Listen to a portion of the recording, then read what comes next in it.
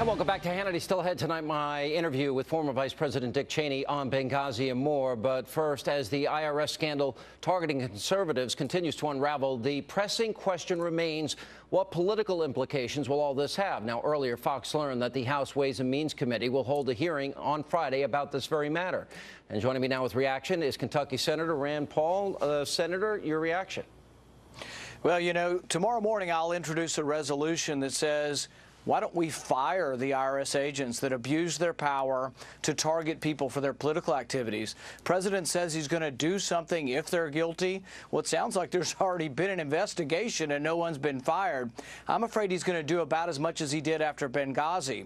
The people who made the decisions not to provide security were transferred temporarily, and they still work for the State Department. No one was fired. So it's a bit of faux outrage, and I wonder, what is the president going to do? So we are going to demand tomorrow in a Senate resolution that says to the president, Mr. President, if someone did this for political reasons, targeted groups, they should be fired. Well, they did do it. I mean, that's the point. It's pretty obvious. They've admitted they did it, and they came clean about it.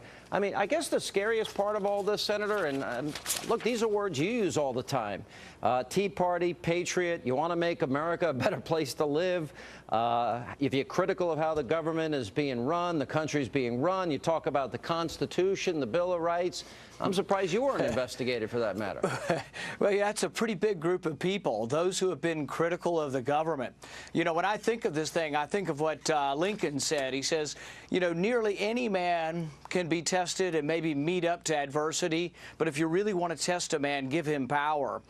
I think in that sense, the president's failing that test of power because he has extraordinary power and he's supposed to be able to be wise enough to restrain himself. But he's using the power of government to investigate his enemies. He's tapping the phones of the press.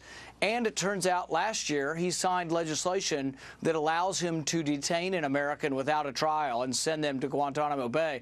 This sounds like a president somewhat drunk on power, not cautious about how he uses power. So we got the power. IRS scandal. We've got the phone tapping scandal that we're getting into tonight. And then, of course, Benghazi.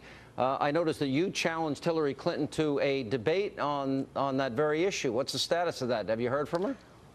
I haven't heard back yet. But, you know, Ambassador Pickering did an investigation, and he said, well, the decisions happened well below the secretary. That's precisely my point. The fact that Hillary Clinton was not engaged when they called for help, when they asked for more security from Libya, it went to her underlings, and she's going to let them take the fall. Absolutely, that should have risen to the secretary, and that's precisely her mistake and why she should be held accountable, because it is her job to determine what information gets to her. And the fact that the plea for help, the plea for more security, the plea from Colonel Wood, all of these things came to her underlings, and she says, oh, I'm not responsible. Absolutely, she's responsible for not listening and telling her undersecretaries to give her the information. A lot of press was made about your comment that Obama is working with anti-American globalists plotting against our Constitution. Your friends over at the Washington Post, all the liberals over there, I'm sure would love to hear your response.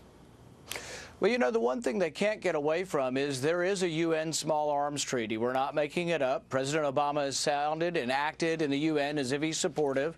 It is moving forward, and we are trying to drum up support and publicity for people to say, look, we do not want to have Americans have to obey rules of the United Nations. It goes against our sovereignty. It goes against our Constitution. And, you know, they can caterwaul all they want, but I'm going to continue to keep heating it up for them because they need to know that we're going to obey rules passed by Congress, but not rules passed by some international body that has no binding on the American people. All right, I hear you going to Iowa. Should I read anything into you giving big speeches in Iowa and New Hampshire?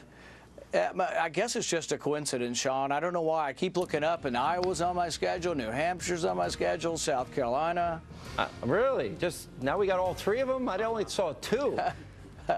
Can I interpret that? Can I interpret that as you are considering a run for the presidency and that you'd be open to it?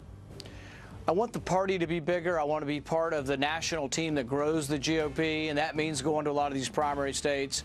What happens beyond that, I don't know. But I will tell you, until we start reaching out to African Americans, to Hispanics, to Asian Americans, and saying we are the party of inclusion, and we are the party that will help you to get to work your way up the socioeconomic ladder, when we convince people in a bigger, broader area, I think we'll begin to win again.